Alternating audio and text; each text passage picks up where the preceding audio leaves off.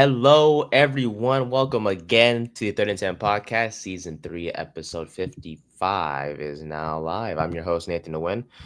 Joined by my guy, Brian Germinaro, as always. And unfortunately, another non victory Tuesday as our boys unfortunately fell to the We're Packers. really good at these. We are, honestly, I think since we started this podcast together as a duo, the Our amount of record's not great. It's not Mm-mm. great. It really hasn't, and we'll talk about records and all those things because I saw some stats yesterday when I was doing my notes for the show, and it's quite depressing, my friend. Mm-hmm. But it's good to see you as always. How you doing? Other than Giants sucking, I'm good. I had a good weekend. Notre Dame won, looked great Good. on Yes, Saturday. So we'll take 1 out of 2, I guess. damn right. He didn't. He won't win the Heisman, but Jeremiah Love continues Oh, he to look really like should. He he really should really. win the Heisman because none of those quarterbacks they're talking about really impressed to win the Heisman. Yeah, I would have to say so too. But he's been outstanding. I think I saw a thing the other day. He accounts for like 30+% of Notre Dame's total yards this year. Yeah, Um, yeah. He's yeah, gonna go like top 10 in this year's draft. Whoever team gets him is gonna be very, very happy. yes, they're gonna get a great person, great player. He's a star. He's a stud, and he's not Ashton Jeanty by any means, but he's a I very don't know. He might be. He might be pretty close. yeah. I know he's not breaking the records that Genty had, but like also think about who Genty was playing against. True, because Jeanty was going up against the Mountain West. The Mountain West, yeah. And Notre Dame plays a Power 4 schedule. Mm-hmm. And that's no offense to the Mountain West Conference, but Yeah. they are quite weaker hmm there compared Like, to. I know the ACC is weak this year, and we played predominantly ACC teams. Got a couple SEC teams, stuff like that sprinkled in. But if you look at the Mountain West, you'll take any ACC team over that any day. Oh yeah, 1,000%, 1,000%. Because you would look at the level of competition like you just mentioned, with Notre Dame. It's like, oh, they play so many like top tier teams, whereas Mountain West is like, okay, Yeah. really you're dominating against Nevada and San Jose Yeah, like State we and don't all those Notre teams. Dame. Like, I don't. Other than Navy, who is like we've been playing for like 100 years, Notre Dame doesn't play a group of 6 school this year. It's all Power 4 schools, and like you have to play Navy because Notre Dame and Navy are such a. You can't tell a story of Notre Dame without Navy, so you have to play Navy. mm-hmm. and and yes, that was easy. Yeah, easy dub. But I don't remember the exact score of Yeah, it was the. 30. It was 37-15, but it really should have been 37-9 because Pat Narduzzi's he's a moron. He's such a whiny little you know what. Oh boy, oh boy. Well, it's all good. Notre Dame gets the dub. Playoff chances are still Oh, the alive Notre and Dame is well. locked for a playoff right now, unless we have a disaster against Syracuse or Stanford coming up. The real Oh, question is can they get a home playoff berth? And I think with this win over Pitt and the win over USC and us losing by only 4 points beginning of the season and looking like a such better team, we'll probably finish around 7. I think that's where we're going to be. So okay. that'll be a home playoff game. Yeah. Hey, all you gotta do is get in. That's all that matters. Exactly. Get in. Yeah. Yeah, I'm right. And then before we get to the NFL, congrats to James Franklin finding a new job. Sooner It's than an we thought. interesting one. It's an interesting one at VT. I don't think anyone would have expected him to take the VT job. And let's all be honest, this is a stepping stone for him. This is him like taking a step back, trying to like reestablish himself as a good coach before like I'd say 5-6 years he takes the jump back up to the elite programs. But Yeah. hey, you know what? The ACC could use another power right now because it's really just Miami and like Clemson's hanging on, but they're not the school they once were. So if we get a competitive Virginia Tech, that makes the conference much more interesting. Oh yeah. And wait for James Franklin to get back on his feet. Obviously, Yeah. Penn State having the rough year that they've had. He was a scapegoat. They let him go, and Well, let's be. so He wasn't the. yeah, He was was yeah. the scapegoat, but it was a well-deserved firing. You can't go 1-19 or whatever his putrid record was against top 10 schools when you're, Penn State and you want to be, a top 10 team in the country competing for national championships. You got to beat the best of the best, which Franklin could not do. Yeah. I mean, his lack of success in terms of whether it's national championships or just trips to the conference championship as a whole. It just from what I know, it just Every wasn't. year, like when Penn State played Ohio State or Michigan, it was a scheduled loss, no matter what. Hmm. When you want to compete for national championships, there shouldn't be a scheduled loss on your schedule, Hmm. unless you're going to play an NFL team for some reason. And of course that hasn't happened. But yeah, just frankly, just he was at Penn State for quite some time. They've had some success in terms of conference championships, but not a lot. From what I know, and at the end of the day, he's gone. But now he's back in the college landscape, specifically with the Hokies. So we'll see how that goes. I don't think he takes over now, right? I think he takes over next No, year. he'll take over at next season. Gotcha. He'll start recruiting and do all that sort of stuff, but you won't be on the sidelines now. So, well, with the hiring of Frank, that's one less candidate for the Giants to consider for the head coaching They position. weren't even going to go. I mean, if what Glazer was saying this weekend is true, they weren't even considering college coaches, Yeah. which So I'm fine with. Stay away from James Franklin. Stay as far away from Brian Kelly as physically possible. You could take Marcus Freeman, but as much as I love Marcus Freeman, I don't know if he works in the NFL. I think his style of coaching is unbelievable for college, which is great. He's a great college coach. I just don't know if it translates to the NFL. yeah, and honestly, I'll, There's nothing I'll wrong with that. yeah, Look at there's really Saban. isn't. We agree Saban is one of the best coaches of all time. He couldn't do it in the NFL. It's okay. It Yeah, happens. it's nothing Very wrong with it. few.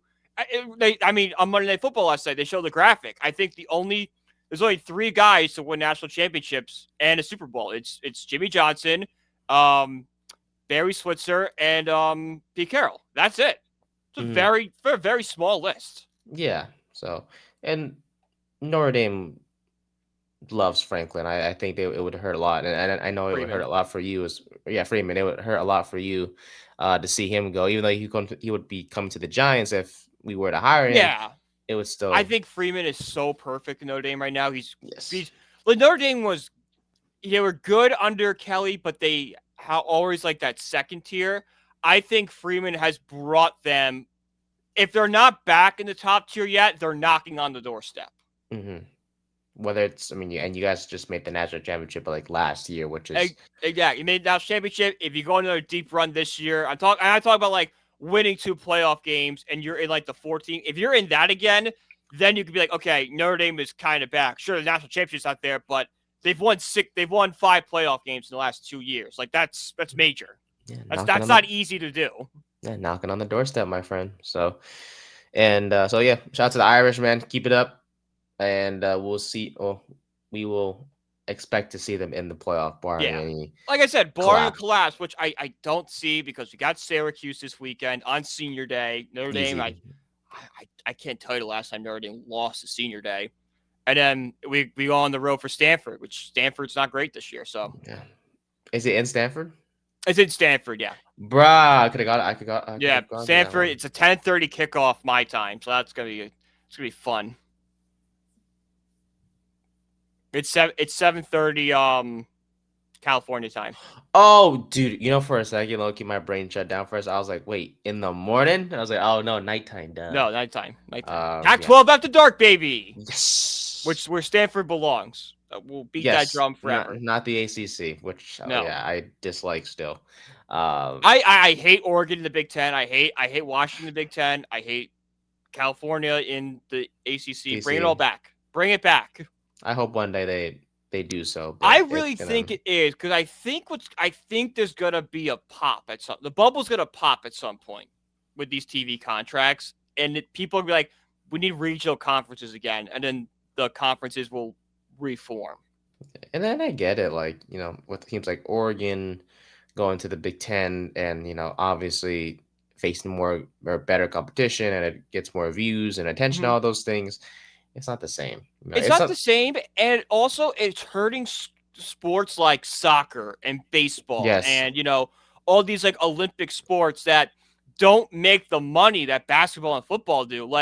Because I going to a small school like Siena, like we were D1, but we were D1 school, but we were small enough that like you went to classes with the athletes. Like I had friends on the basketball team, on the soccer team, on the baseball team. I knew these guys. Mhm. And, like, they'd be like, man, we got to travel to Florida this weekend on a bus. So they're traveling to Florida on a bus. Imagine, if you're in California playing, baseball, you got to get on a bus and travel to the East Coast to play Rutgers in a conference game? Well, with football or like basketball, like that's normal. But like with like Yeah. other sports, like you mentioned, like those like quote unquote smaller sports, it's like Yeah. The it's a sports, the bit niche little. sports. Like, you put college baseball on if you're at a bar or, if you're at a party or something. Like, all right, you need something in the background. Oh, you know what? We'll throw this college baseball game on just to have like some background noise, something to stare at. But like, no one's like, oh my God, hang on. Tennessee's playing Bama tonight in baseball? Appointment television. No offense to them, to those. No offense. Those are two. Tennessee's a great program, a great Yes, baseball program. of We course. saw it with Vitello, is the manager of the Giants now. Yes, But true. yeah, I forgot who it was, and we get to the Giants after this one. Yeah. Somebody said that football, they should take the Power 4 football teams, and all those teams should be independent. They should all be independent, not part of a conference. And then you take the basketball and all the other sports, and then you do the regional conferences with them. I'm like, that's a genius idea because football can. I mean, if everybody's independent, it can work. I think if like some teams are in conference and some aren't, the only schools that could be independent is Notre Dame, Michigan, Ohio State, Bama, maybe Georgia, and then maybe LSU, maybe Oregon too. Those are like the seven schools that could work. And Notre Dame works independent because they've been doing it for years. And then the other ones have a strong national following that they probably could do it. But outside of that, like no one else can handle being independent. Yeah, because these programs, like the ones you just mentioned, they're big programs who, they have the ability to create their own schedule and kind of create. Of course, they'll schedule easy teams and whatnot, but the biggest thing with them is the national following, which has helped Notre Dame for so long. And then you have like Alabama with how good they've been. They had that national following. Like I have friends here in Connecticut who are Bama fans. Like who's an Alabama fan in Connecticut? I haven't heard of one outside of you, my friend. Exactly. But no, I love it. Great start to the show. College football still going strong, and it's going strong. Rankings tonight. I'm very excited to see what the rankings are looking like. That's right. College football playoff rankings are released for the second week now. So a third. Oh, don't we third now? Yeah, we're on the third now. Yeah. Time is flying, man. I tell you. There's only 2 weeks left of the regular season in college football. Well, yeah, 2 weeks left because I don't consider Army-Navy regular season. That's special. That's his own special week. That's not postseason. That's not regular season. That's just Army-Navy. Army-Navy. That's what that is. Yeah, and I look forward to how the uniforms look like. It's the best. It's the best. It's always They always look good, man. Well, yeah, we will see who we have for that one. I think last year Navy got the dub, if I'm not mistaken. Correct. I'm sorry. No, I thought I lost you for a sec, but we're good. We're back. Oh, hello. I was wondering, Navy got the dub last year, if I'm not mistaken, correct? Yeah, I believe so. It was almost was Army. It was a butt whooping, low key. Yes, Navy won 31-13. Yeah, dude, Navy had their way last year, from what I remember. But yeah, December 13th. That's gonna be hopefully on CBS. Yeah, it's usually on CBS. It's always on CBS. Yeah. Yeah, CBS has the rights to that game. Iconic, and they better keep it that way. As long as you don't change that, we'll be all right. Yeah. But what needs to change, I should say, is the Giants. They need to make some changes, man, because or more changes, I should say, because hey, different coach, same team. Another loss for the G-Men as they unfortunately fell 27-20 to the Green Bay Packers. The Giants fall to 2-9 on the year, but not only that, they are now 20-41-1 since Joe Schoen took over as GM in 2022. We are 5-23 since the start of the 2024 season as well. Not the best look for a GM that's going to have his job intact for at least next year. Why? Someone's got to explain to me why. How? I don't know. Mara, and then we got the report. I don't know if you saw it, that Chris Mara is going to be heavily involved in the coaching search. Oh, yes. I did see that. How about you just hire McCarthy now and we can just get our my crying over with? Yeah, might as well. Might as Yeah. well. Because I brought up earlier in the show the Giants weren't going to look outside the organization, look in college. Did you see the names that Jay Glazer brought up who were they're looking at? not. They're not very. It doesn't make There's me only one feel. name. There's one name I would be happy with. One name I think I convinced myself to like, and the rest are pure garbage. If I remember the names correctly, one was I think McCarthy was mentioned. Yep. Arthur Smith Yep. was mentioned as well. Um, what was the other one? Matt Nagy, Spagnola, Lou Amaro, and Chris Shula. Chris Yeah, Shula I'd be happy with. Lou, I could convince myself to be happy with, but I wouldn't love it. Spagnola, I wouldn't like outside maybe the nostalgic factor, and then the other three get as far away from me as possible. yeah. I'm looking at the list again. I'm just. It's like what did Arthur Smith or Matt Nagy do in their head coaching that makes you think those are going to be good head coaches? You know, And usually Glazer is. and Glazer's pretty good with this. Like Eh, Glazer, I respect Glazer. I trust him. So the mhm. fact that he's saying this, I'm like, oh, we're And bad. he spoke to Joe Shane too. Like if this is no, It's this Chris is Shula. It's Chris Shula. That's if that candidate list is true, it's Chris Shula. That's what's got to be. It's got to that be him. young coach, Mm-hmm. someone has been pretty solid as a coordinator for the Rams. Yeah. I mean, the Packers didn't run. If we didn't run all over the Packers defense on Sunday, I would say maybe bring the Packers DC Halfley, because they're DC. yeah. Oh yeah, Jeff Yeah, Hatley. A My Jersey apologies. guy, grew up a big Giants fan. I don't know why. I just feel like bringing in a fan who just like knows Giants football, respects the culture, knows and grew up, with Eli Manning, with, probably caught the very end of the Phil Simms era, saw the Kerry Collins years, like knows what Wellington Mara, how he ran a team and what the Giants should be. Having that allows you to build somewhat of a culture. Now, does that factors in like 1-2%, but it's an understanding of what the fans want. Yeah, and honestly, I still wouldn't mind having Halfley on the team. I mean, during the press conference, he seemed very happy about playing against the Giants and just playing in New York in the first place, Yeah. because of family and whatever the case may be. Like I wouldn't mind having him as a head coach candidate, just based off his energy and what he's done as a coordinator with the Packers. Even though we did kind of run over them, the defense is still a really really good unit. And shout out to Vince, by the way, for stopping by last week to join us for the Giants Packers preview, and congrats on the win as well for his squad. Yeah, unfortunately, we just couldn't get the job done. But in the meantime, Mike Kafka is our interim head coach. I know it's his first game. It was, unfortunately, a loss. But before we get to offense and defense and special teams and whatnot, my friend, I personally loved Mike Kafka and everything he did I thought it on was fine. Sunday. Yeah, I thought it was a good sort of. There was yeah, nothing he did that upset me, which I think is yes. good. Hmm. I think that's the best way to look at it. And frankly, it's showing he's different than Daboll because of the whole Abdul Carter situation. He for the first time the Giants, we had discipline on this team again. Yes, and for those who don't know, what happened was that Abdul Carter. It was reported that he fell asleep But during. he kind of said no to that. So I don't know what happened. Yeah, I think there was more stuff that came out today, but from what we know right now, it was there was reports saying that Carter fell asleep in a meeting and missed a walkthrough. He was saying that he was in recovery, not asleep. Then again, you can fall asleep during the recovery. I don't know what recovery consists of for Carter. But this wasn't the first time that Carter was late to a meeting or a walkthrough, as that was a trend during Daboll's time as the head coach, but never was really disciplined. There And was then no discipline during the Dable era to begin with.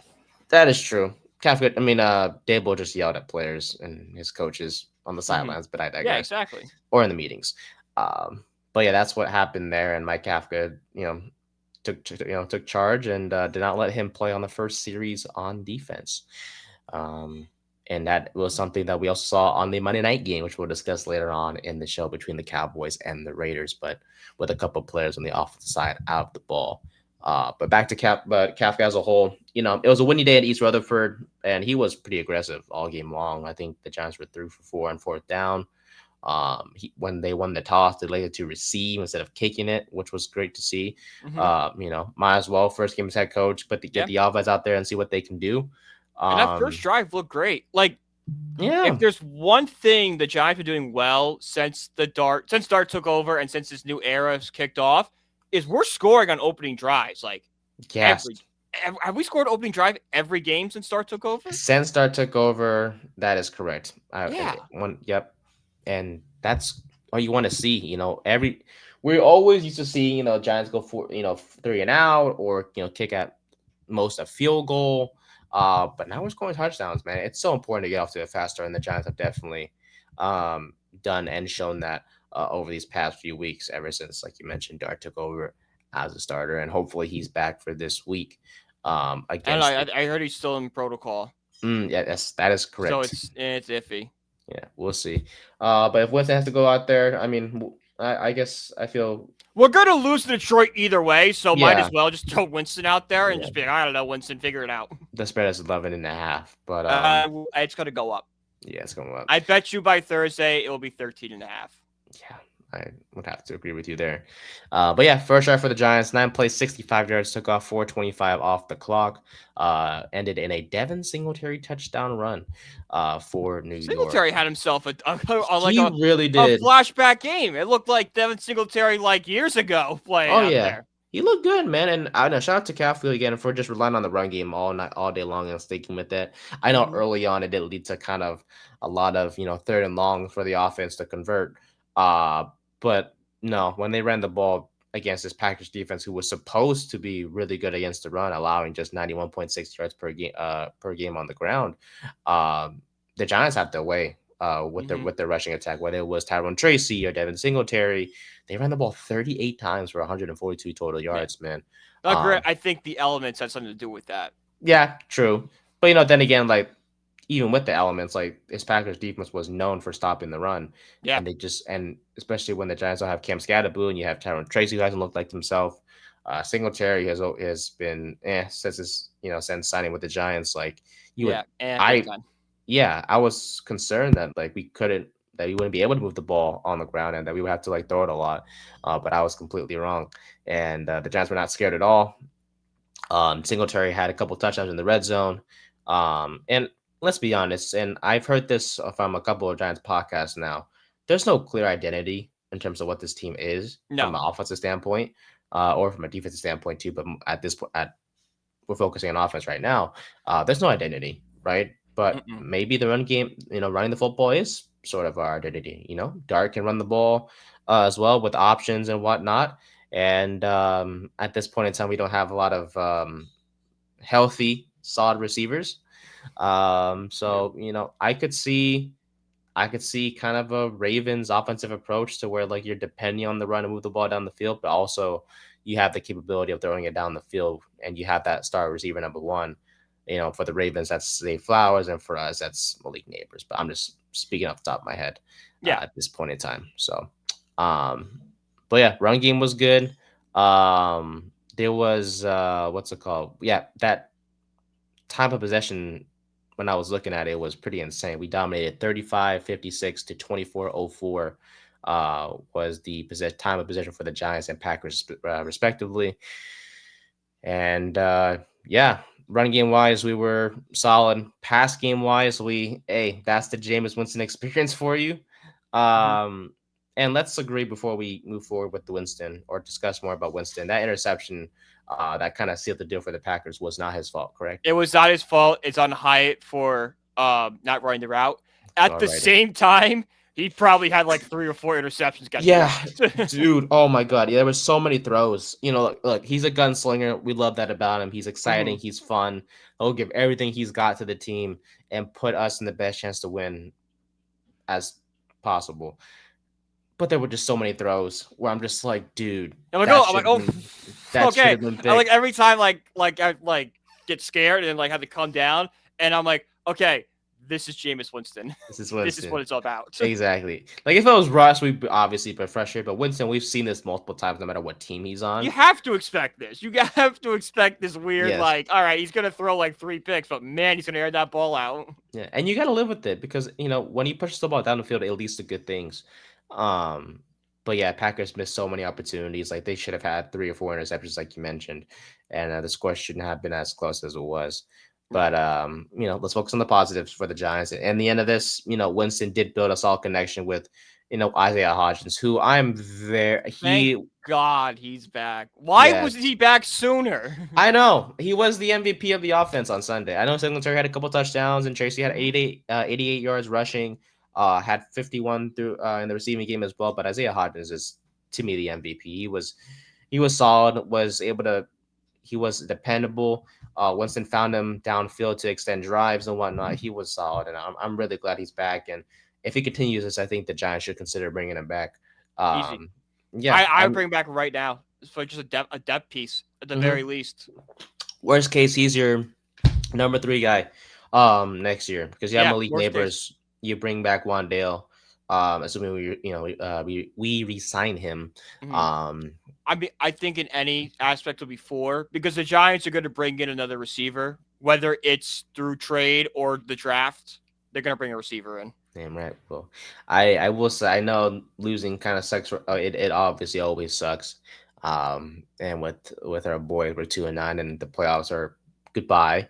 But it gives us time to hopefully do a mock draft. I did a mock draft already. Interesting. Yeah. Who'd you have take it? So we were 2nd overall. I Sure. traded back with the Rams. I got the 8th overall pick, the 29th overall pick, and a 2nd and 3rd next year.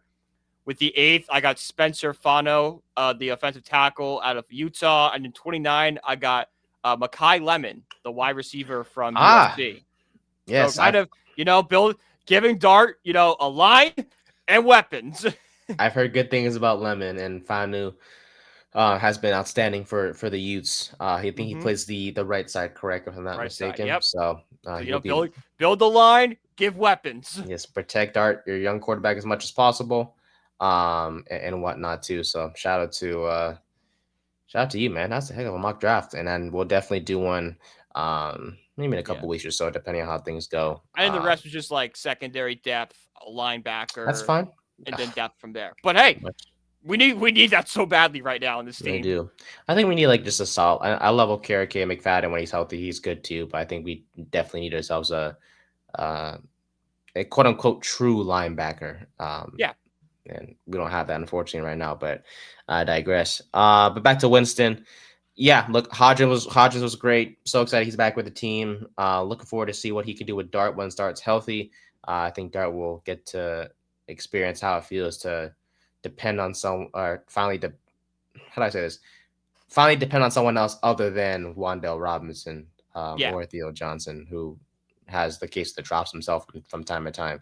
But he was pretty solid on Sunday. It's a Giants receivers and just dropping the ball. I know. Lather our gloves with butter. What are we doing, boys? I don't know. Even Malik Neighbors has had his share of drops. Yes, it's everybody.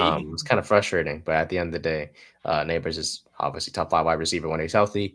No doubt about it. But look, passing game was fine, but at the end of the day, a miscommunication, a mistake, whatever you want to call it, by Jalen Hyatt on the corner route where he that ended Jalen Hyatt's career as a Giant right there. Yeah, it did. I mean, if it wasn't over then, it's over now. I think it had some hope because, like we said, Hyatt's build as a receiver fits what Jameis likes to do so well. And with Kafka, maybe he's going to start running him out there more. But it's just like he didn't really impress on Sunday. And then the lasting memory of Sunday is going to be him having miscommunication.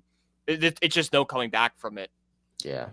I mean, at first before that play and there's another play I saw that Bobby Skinner broke down on his podcast, Giants Nation, where he didn't run a drag route correctly. But before those two not so great plays, it was good to see him more involved, Hyatt, as a whole. Yeah, it was nice to see him out there. Yeah, and he got a couple of catches and whatnot. He looked good. I guess, catching the football in those situations, but it's plays like the miscommunication or just the not running the wrong route or giving up, whatever the case may be. It's plays like that where it's like that's going to be more remembered amongst fans, and it's another reason why like you mentioned, he's on his way to being a cut candidate at season end, if not sooner. Yeah, he's done. So He won't be a Giant come 2026. no, and I'm sure another team will take a chance on him, and Oh maybe yeah, he's a he young receiver develops. who can run down the field fast. Anyone will Yeah, take a chance on that. yeah, maybe he develops there or at that different location. Who knows? But Mm-hmm. with us, he's just another failure in the Giants organization. Um, but yeah, offensive line, they did their job as always. They continue to Shout be out JMS. Did you see JMS had like I think only like one pressure allowed all game. dude. It was the He best among Giants linemen. he has He's come to grown. his own this year. Oh yeah, I know at the beginning of the year he has struggled, and ever since he's been in the NFL, he has struggled mightily. But maybe whether it's Andrew Thomas being back or it's him really just getting stronger and getting better himself as the weeks go by, he's been phenomenal. I'm really glad that in that 2023 class, someone is working out at least. It seems like JMS is doing so, um, and everyone else is just ass.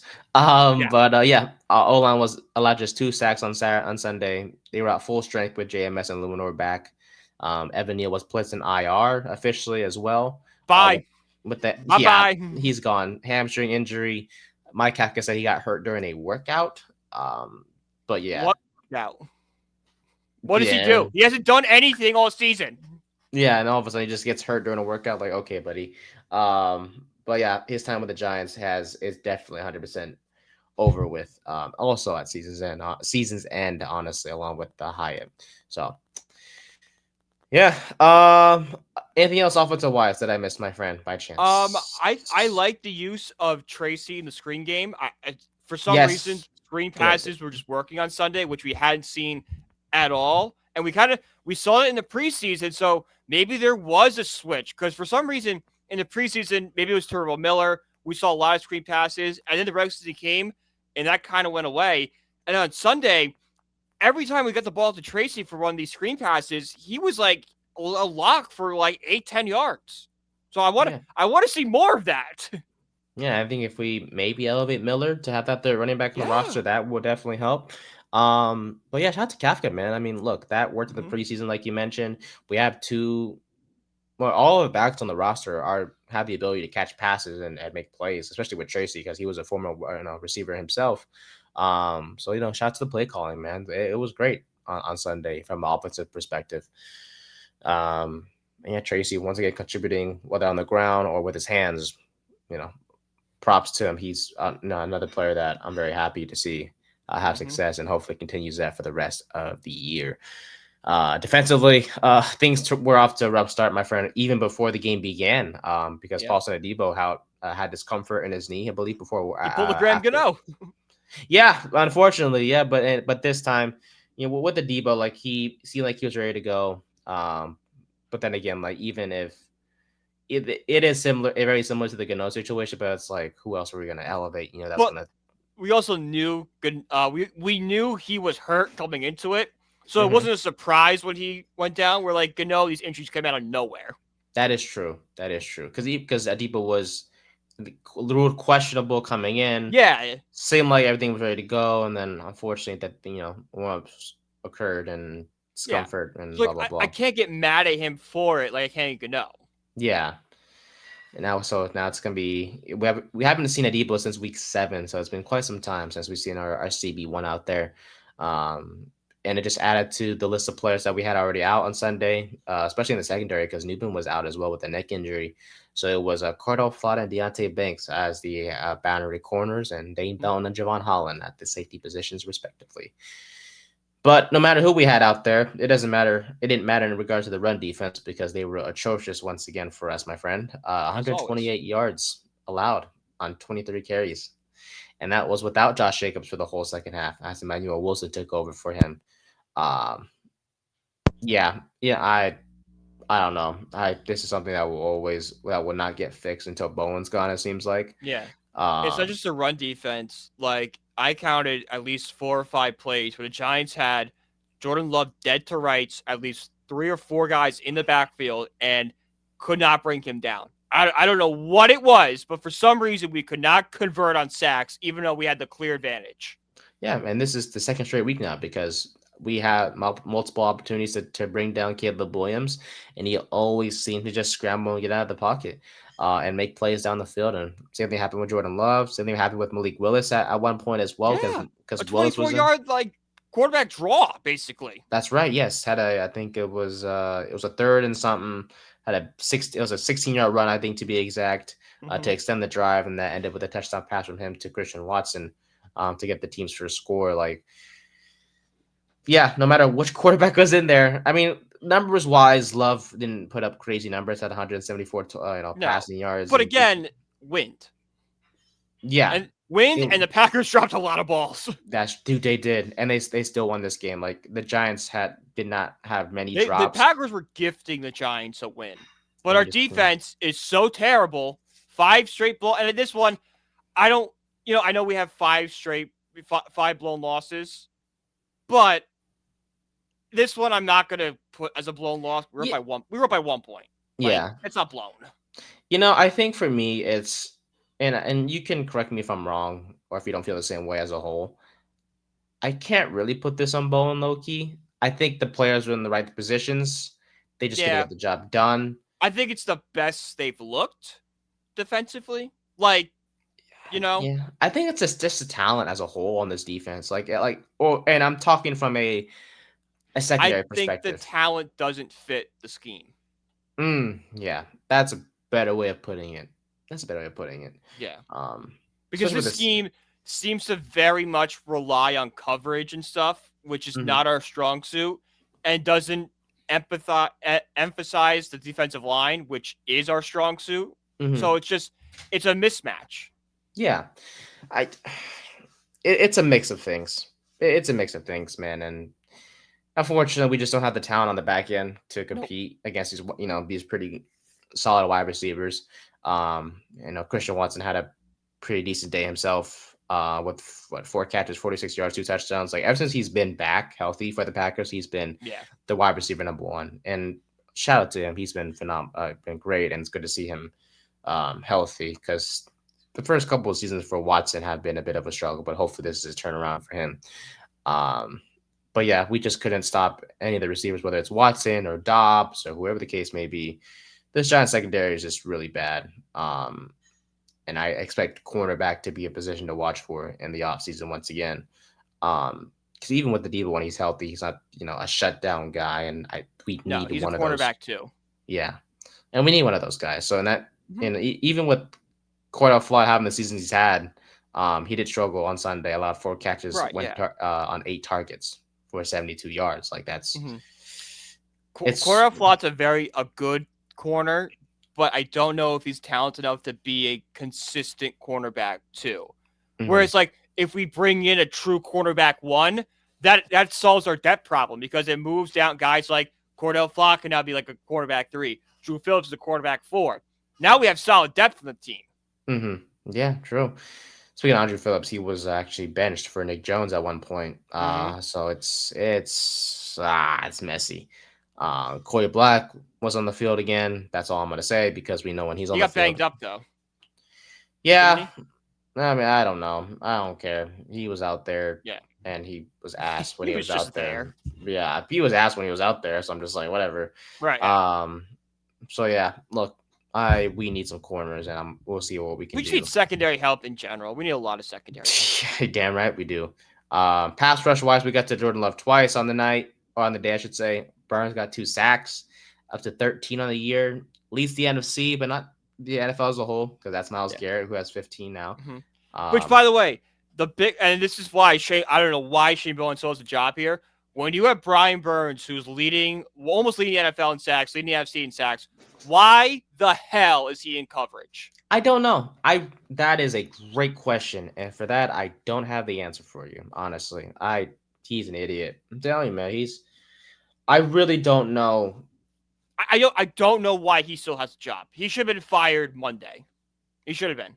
Yeah. And granted, like I said, it wasn't a blown lead, but it's another game where you had a lead in the fourth quarter and lost, and the defense didn't play outstanding. Didn't make the Like stops. what do you do here? What do you do? I don't know. I really don't. But yeah, he still has a job, which is beyond me. Um, yeah, I don't know. I don't know what the Giants are thinking. I don't know what's going on through Kafka's head. He said that they were considering everything, on Sunday. You're clearly Uh, not, because if you're considering everything, Shane Bowen should have been fired a week ago. yeah, but here we are with him still having a job. So, Mm-hmm. but yeah, I mean, look, no Kayvon Thibodeau. So we kind of expected Carter to make more of an impact on the edge. Didn't do too much. Had one tackle, one quarterback hit, two pressures, and 45 snaps. I guess that's Yeah. okay. Look, I love him. I do. It's just it kind of sucks to where He's just not being used properly. yeah, I think it's a coaching thing at the end of the day, it's because like he has so many pressures. It's like, okay, he's doing something.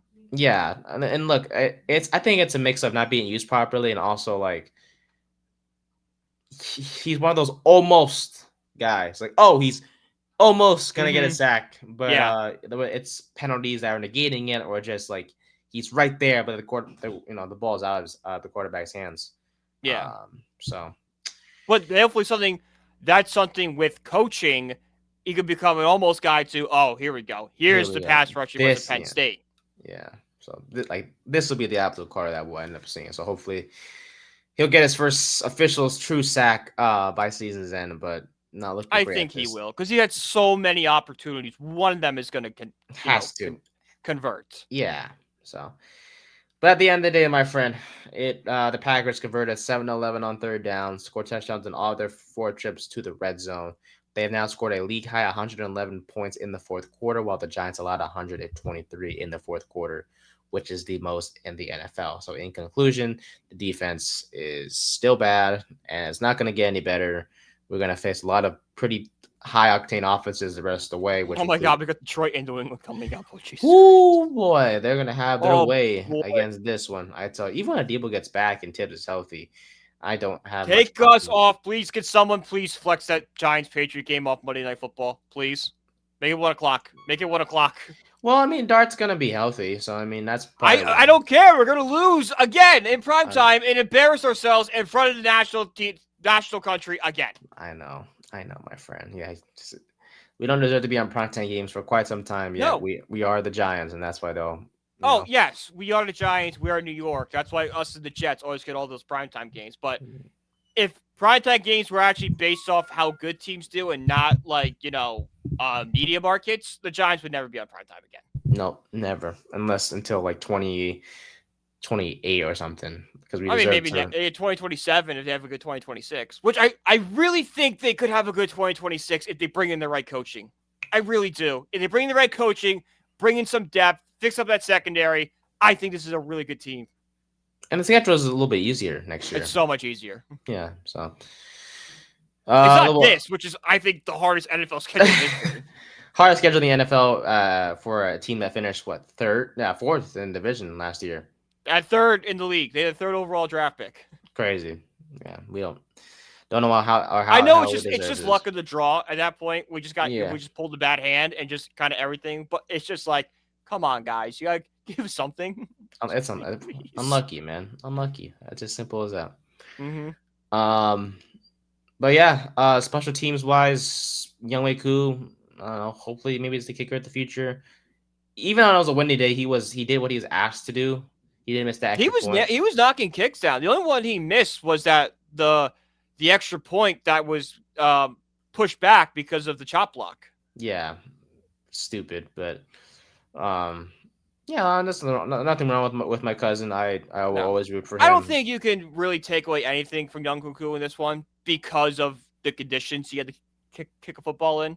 Yeah, Jamie Gilliam though, I know punting is hard in the wind, but I don't know. I just don't like him. He's not a good punter. Well, he already lost faith because of it last week. He kind of slipped under the radar because of everything else and Brian Daboll being fired. But if Jamie Gilliam has a good punt, maybe the Giants win that game. He's been not the greatest. No, good at all. It's time for the Giants to move on from him. With that contract, we'll see, because I think we have him signed up for like the long term. So we'll see what the Giants want to do with that. But They'll figure out a way. They'll figure yeah. something out. But yep, another week, another loss. Another one is incoming with the Detroit as we are heading Another towards two are the. incoming. Detroit and New England coming in on the road too. Back-to-back road games. We're going to New England. Yeah, we're going to Gillette.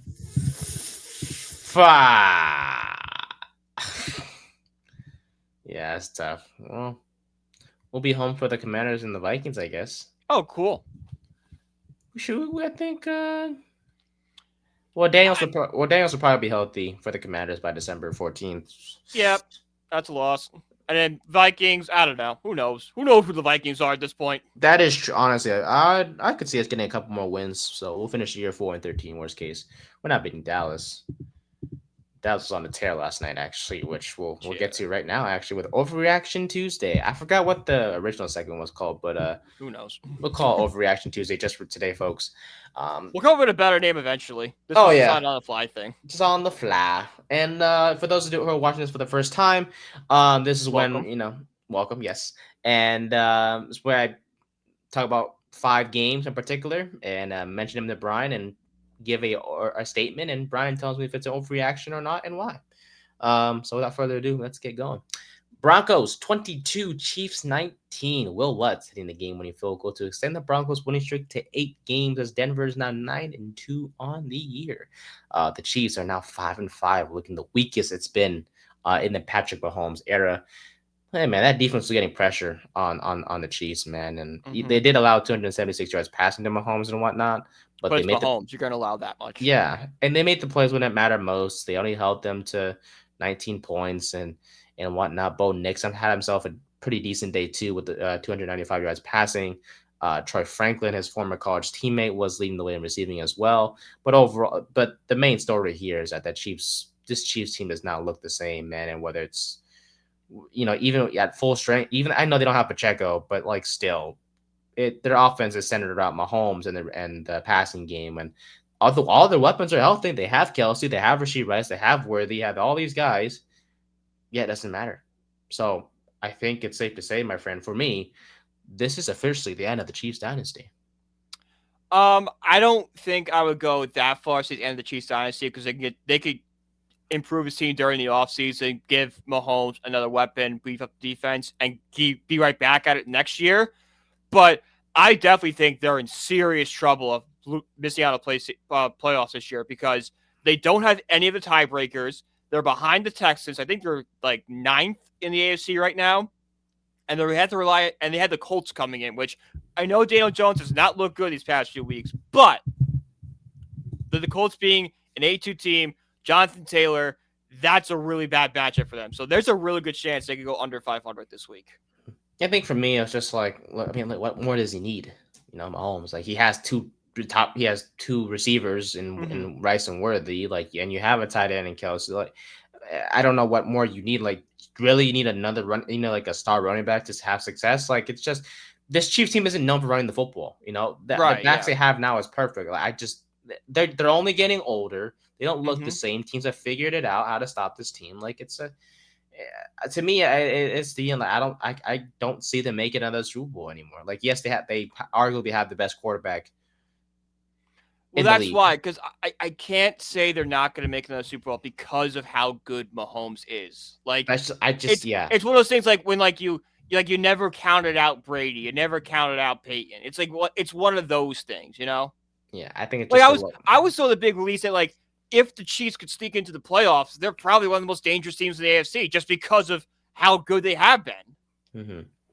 I think to me that their luck has just ran out, and how they look at the regular season. That's clear because these are games last year they win. Yeah, their luck has run out. They don't look the same. They're like I mentioned, they're only getting older. I don't know. There's other teams in the AFC that are making their mark, and like I said, this is an overreaction segment. I just don't see them making another Super Bowl just by the way they're looking right now. I know it's the regular season, and like you mentioned, when they come to the postseason, don't count them out because they could look like a whole different beast in the postseason.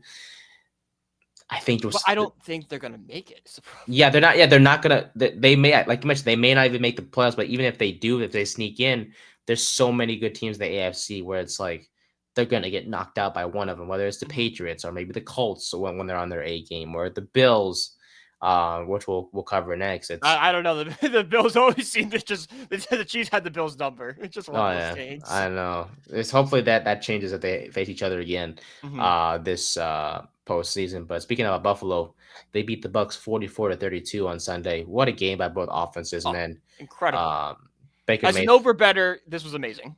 Oh, you picked the over. You're a happy man. Baker Mayfield did his, he did a pretty okay job. Had 173 yards passing, had a touchdown, along with 39 yards rushing and a touchdown on the ground as well. But the main story here is Josh Allen, man, had a hell of a day. 317 yards passing, 3 touchdowns through the air. Also had 40 yards and 3 rushing touchdowns as well. He was a beast on Sunday. Obviously shout out to guys like Sean Tucker who had a day for the Bucks on the ground as well. Great game for him. Oh yeah, fancy owners who got him are happy as hell. And if you don't have him up, if you don't have him already, pick him up while he's still out there. I Sterling don't know. I think the production's going to fall off pretty soon. But Once Bucky Irving comes Bucky's back, coming yeah, back. Yeah. yeah. Weird situation with Bucky Irving. That Mm-hmm. injury is a bit weird. Um, Sterling Shepard led the team in receiving. We miss you, Shep. Former Giant, once a Giant, always a Giant. Yes, sir.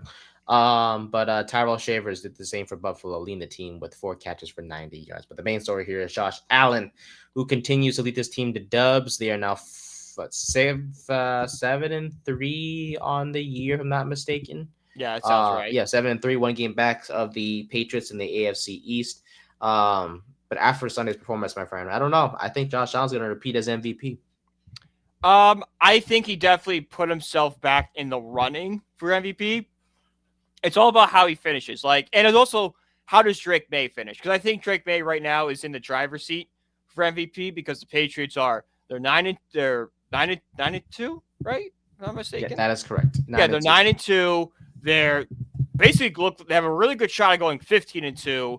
Then they win the first seed of the AFC. I don't know how you don't give to Drake May, but this performance from Josh Allen was vintage MVP Josh Allen. He's definitely back in consideration for it.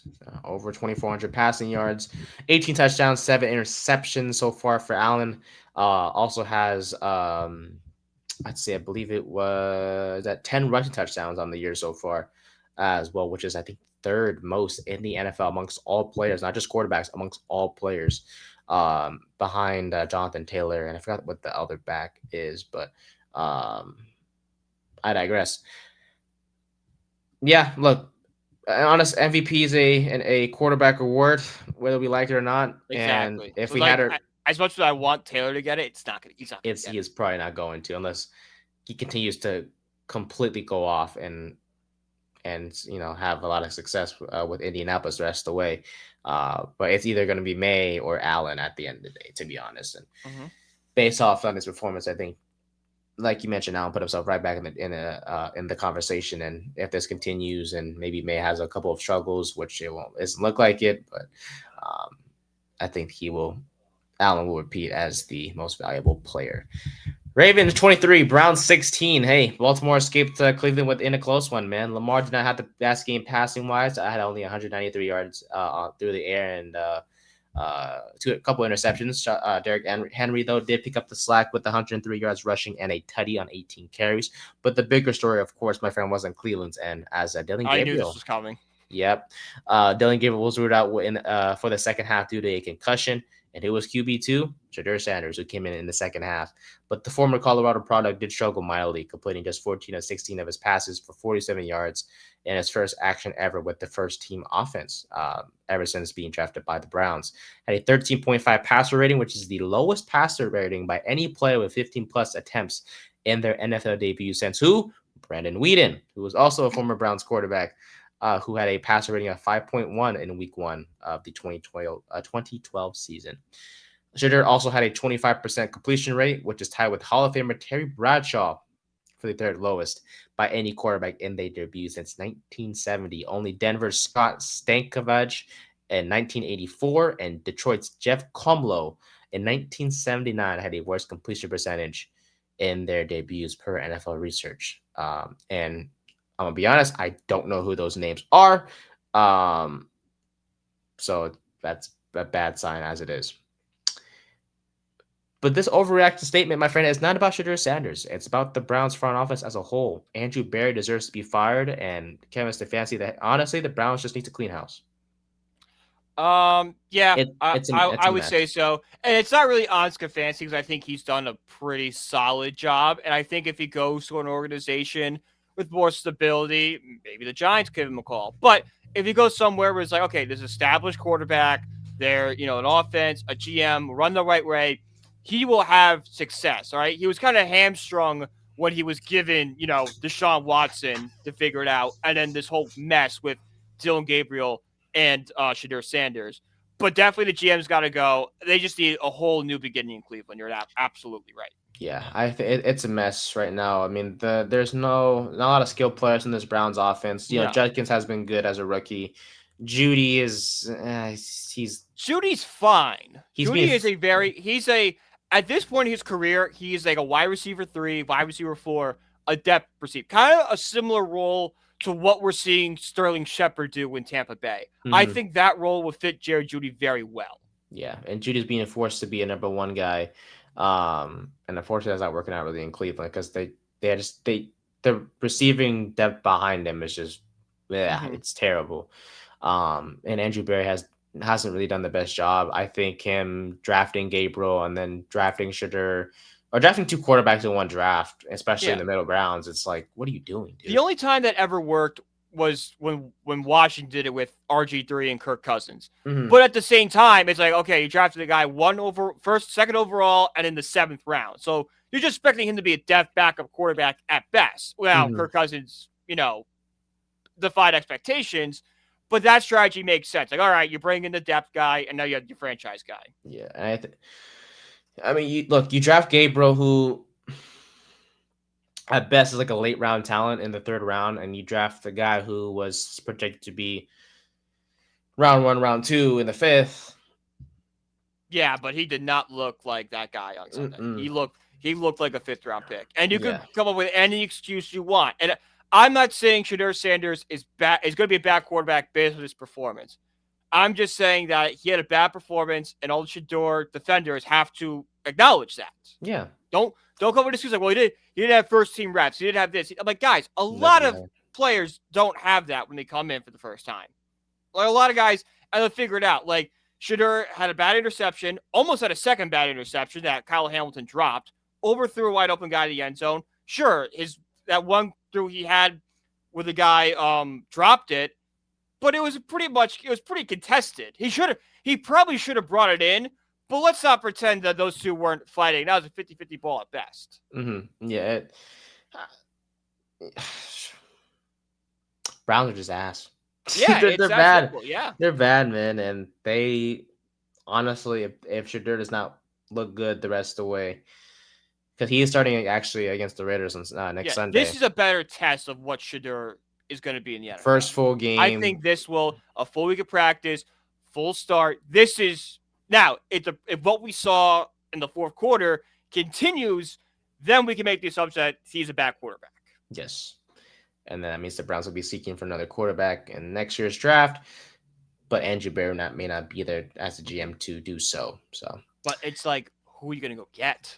Like this there you quarterback get. class sucks coming up. Well, we kind of said that last year, low key. Well, people said that stuff last year. Right, but they're kind of right. The only guy that's looked good is Dart. That's true. Cam Ward is Cam Ward, it's basically been the only good quarterback is Dart, and then Cam Ward has shown flashes, and everyone else has been garbage. damn right. Tyler Shuck doing his thing with the Saints. Speaking of Brandon Whedon. All right, Cowboys 33, Raiders 16, my friend. That's the last game we'll discuss right now. Yeah, Dallas went into Vegas, and as expected, came out with the dub on prime time. They kicked ass. After being ruled out of the first drive due to a coach's decision or disciplinary action, wherever you want to call it, CeeDee Lamb and George Pickens feasted on that Raiders secondary once they came back in. And yeah, the Cowboys did not look back. Pickens, 9 catches, 144 yards, and a touchdown. CeeDee Lamb, 5 catches, 66 yards, a touchdown as well, as Prescott had 4 total passing touchdowns and 268 yards passing on the night. Shout out to those guys, man. Dallas's defense, look, they've been abysmal all year, but they limited the Raiders to just 27 yards rushing. Janty, 6 carries, 7 yards. That is less than well, that is basically a yard per carry. Mm-hmm. No bueno. No bueno. No Geno bueno. Smith, 238 yards passing, one The whole touchdown, one offensive interception. attack the whole offensive attack for the Raiders made no sense last night. Yeah, honestly, Chip Kelly is a Yeah. one and done. He Oh, needs to go easily. back to college. Yeah. Like I get the idea that okay, Dallas has a weak secondary, attack it. But when you have Ashton Genty, who's showing to be a very good back, you have to use him. Yeah, I mean, yes, true. But then again, there are no receiving weapons outside of Brock Bowers to depend on in that Yeah. passing attack. Mm-hmm. So it's the Raiders offense. They will be going through a makeover this offseason for sure. But the Yep. main thing is here with Dallas. Look, man, Pickens, when CD was out for some time, Pickens stepped up and he was the number one receiver and he made a difference. Even with CD back in the fold, Pickens has still performed like a number one guy. I'm gonna be straight up with you. At this point in time, the Cowboys have the best receiving duo in the NFC. Yeah, I would agree with that. They had two guys who Pickens, I think, is a fringe wide receiver one. He's definitely one of those performances. He has all performances now and then. Don't get me wrong. I would like someone, but he's someone that could step into any offense and be a wide receiver one, need be. And then CeeDee Lamb is a top 3 receiver in the game. So Oh yeah, it doesn't get much better with those guys. And then you had Jake Ferguson there too, who's I know he didn't have a great game last night, but he's a really solid tight end. So Dak Prescott's got a lot of great pieces to work with there in Dallas. And then I want to give a quick shout out to Brian Schottenheimer. yes. We kind of made fun of the move with Dallas. That was a bad move. That was a great coaching effort last night. After Mm-hmm. the absolute tragedy that happened in Dallas 2 weeks ago, the fact he was able to get his guys up for that game and basically blow out the Raiders and control every asset, that's on coaching. That's on him, keeping the guys' head in the game, the mindset. Shout out Schottenheimer. That no matter what happens in your career, that will be a great moment. Dare I say, Jerry Jones is cooking. Jerry Jones made a really good decision with Schottenheimer. I will agree. I've liked what I see from Schottenheimer so far. He's a player's coach. Kind of reminds me of Rich Bisaccia with the Raiders. Yeah. Mm-hmm. Back a few years ago. But yeah, Who did he's not a have a good game Sunday? no, he didn't. No, he did not. Back on special teams, did not look good. No, sir. But no, Schottenheimer's good for them. He was kind of emotional post game. Yeah, they won for him. They won for their teammate. They won for their guy. Yes, and rest in peace to Marshawn Nealon for sure. Great guy. And if you're somebody who loves struggle mental health, please talk to somebody. Talk to someone, please. Always. There's help. There's help out there. There's always help available. Yeah, damn right, my friend. There's nothing to be ashamed of. Nothing to be ashamed of at all with it. Mental health is important, man. Mm-hmm. No matter what gender you are, male, female, whatever the case may be. It's. I think it was Shaq who I forgot who said it, but they said you wouldn't if your arm was hurting you, you would go to the doctor, or like if you wanted to strengthen your arm, you would go to a gym. Your brain's a muscle. Go strengthen it through therapy. You can't, it's not lifting weights, but it's the same thing. Same concept. It's still gonna help you, no matter what. So, yeah, shout out to Dallas. They're on 4-5-1 on the year now, so they're still hanging around. I don't think they make the playoffs, but they have a lot to build off of going into this offseason. Yes, sir, they do. But yeah, NFC East is still on the Eagles. Yeah, the Eagles we're gonna run away with it. But can we make a petition to stop putting the Eagles on primetime too? Because their defense is elite, but their offense is so putrid that it leads to low scoring games and really boring games. And the Eagles are gonna win, so it sucks. Yeah, no, I have to agree with you. The drama queen receiver they have over there, kind of. I think the offense being bad is a combination of AJ Brown being a diva every single week when he doesn't get the ball, to Kevin Patullo being an absolute moron. And then, Jalen Hurts. Let's be honest, he's taking a step back this year. Just a tad. Yeah, I Just would a say tad, so. yeah. Yeah, Saquon Barkley. I look at this He's taking a Eagles. step back too. Yeah, I'm being. Oh yeah, we were talking about step back. Yeah, It's basically Brown being a diva, Batua being a moron, and everyone taking a step back. yeah. And I think Hurts taking a step back and Barkley struck. Well, I would no. I would say Hurts taking a step back as a product of Patullo being trash. Saquon looks like what year was it? 21 is 2021 self? No, Yeah, when he was 20. decent but not like dominant. Yeah, because I think either it was 21 or 20. No, I think it was 21. He was averaging like 61 yards per game. Yeah. And aside from the Giants game this year, the second matchup, Mm-hmm. he's looked like crap.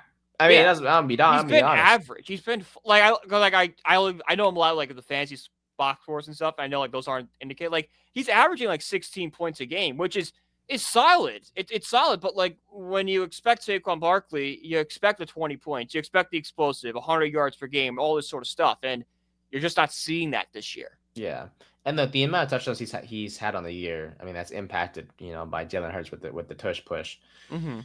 which I still don't like. Yeah, but that's the problem too. Is what's going to happen when they ban the tush push? What's this Eagle offense going to do? Because a lot of the Eagles' offense is built around short gains and getting to like 31, 4-1 situations, so you can do the tush push, you get a first down. What's going to happen when you take that away? Yeah, we'll have to see. Hopefully, I mean, we are confident that it will get banned for obvious reasons. I think it's going to be like a 31-1 vote ban. With the one being Philly, of course. Yeah.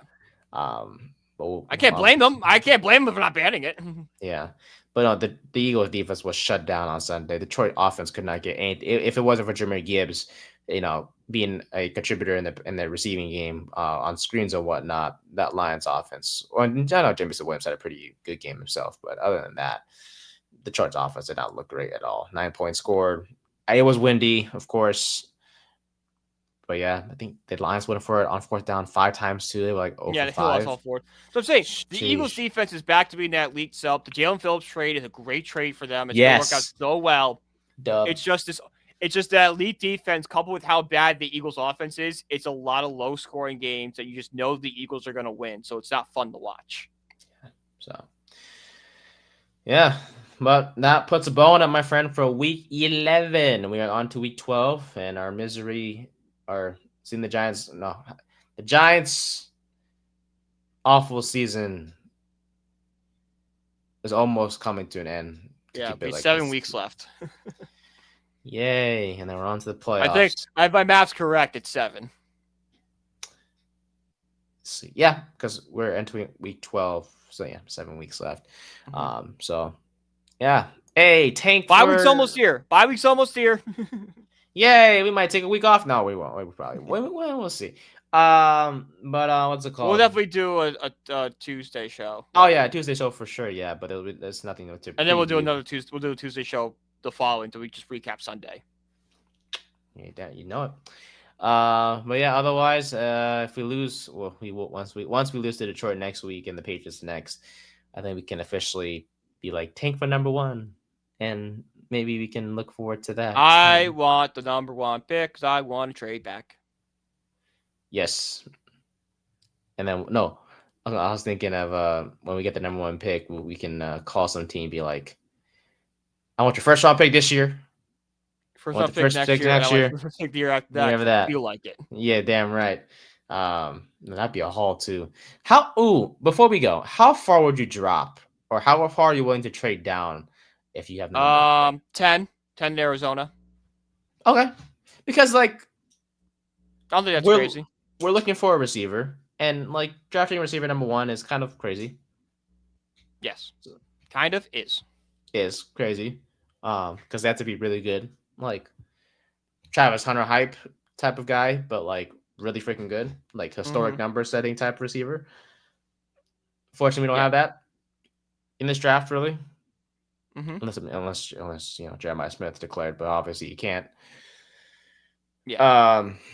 He got hurt Saturday too. Hopefully he's okay. But yeah, we'll have to see. We'll have to see. Whoever gets number 1 pick will definitely be traded. I think, to me right now at this point in time, off the top of my head, 80% chance whoever has number 1 pick, whether it's Tennessee or us, trades down. Yeah. But otherwise, that'll do it for the Third and 10 podcast. Season 3, episode 55 is in the books. Uh, Unfortunately, talking about another loss always sucks, but hey, it's nothing new with this podcast. We celebrate the wins when we get them, and we have to talk about the losses when we get them too. So Mm-hmm. you can follow us on social media as always. You can follow me at Nathan_New124. You can follow Brian at BrianPG1016, and you can follow our podcast page at Third and 10 Pod on the Instagram and the Twitter, and our TikTok page is at Third and 10 Podcast. Shout out to our sponsor SeatGeek. Use the code BellyUpSports for $20 off your first purchase, and you can find my article work, Brian's article work, and all of our other amazing writers and podcasters at bellyupsports.com. We'll see you guys back on Tuesday for another preview. Thursday. I'm sorry. It's just Thursday. Today's Tuesday. My apologies. No, Thursday. you're good. You're good. You're good. I just, Little sleepy. But another preview between for the Giants as they will head to Ford Field to take on the Detroit Lions on Sunday on Fox. But for Brian, I'm Nate. Thank you guys so much for watching. As always, we appreciate y'all support, and we'll see you guys in the next one. Have a great one, and as always, go Giants.